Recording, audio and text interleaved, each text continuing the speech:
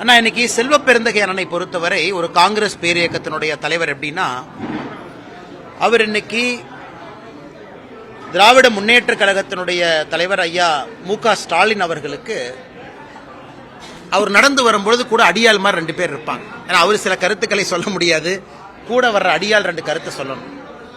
இன்னைக்கு live commentary கொடுக்கிற வேலையை தான் தமிழகத்தினுடைய காங்கிரஸ் தலைவர் செல்வ பெருந்தகை செய்யறாரு. செங்கோட்டையன் அவர் சொல்லிட்டாரா, ஓகே மூழ்கிற கப்பல்.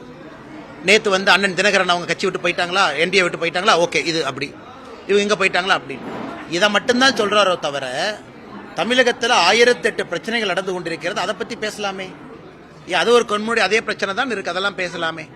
அவருடைய கட்சியில் இருக்கக்கூடிய ஒரு எம்பிஏ அந்த கட்சியில் இருக்கக்கூடிய மாநில தலைவரை எதிர்த்து அவர் பாட்டுக்கு தனியா உண்ணாவிரத போராட்டம்னு அவர் ஆபீஸ்ல 4 நாளா பண்ணிட்டு இருக்காரு. அதை பத்தி எல்லாம் கருத்து சொல்ல மாட்டாங்க. அதனால் இவர்களை பொறுத்தவரை இன்னைக்கு அவங்களுக்கு தெரியும், ஒரு மூழ்குகின்ற கப்பல்ல காங்கிரஸ் கட்சி பயணம் செய்து கொண்டிருக்கின்றார்கள். அதுல அண்ணன் செல்வ பெருந்தகை அவரும் இந்த கப்பல்ல மூழ்கத்தான் போறார். மூழ்கிற கப்பல்ல இருந்து இன்னொரு கப்பலை பார்த்து கல்லெடுத்து அடிச்சிட்டு இருக்காங்க. உங்க கப்பல் மூழ்குமா, எங்க கப்பல் மூழ்குமான். அதனால செல்வ பெருந்தகை அவர்கள் இந்த வேலையெல்லாம் விட்டுட்டு தமிழகத்தில் காங்கிரஸ் கட்சியை வளர்ப்பதற்கான வேலையில அவர் ஈடுபட வேண்டும் என்பது என்னுடைய அன்பான அறிவுறுத்தல்.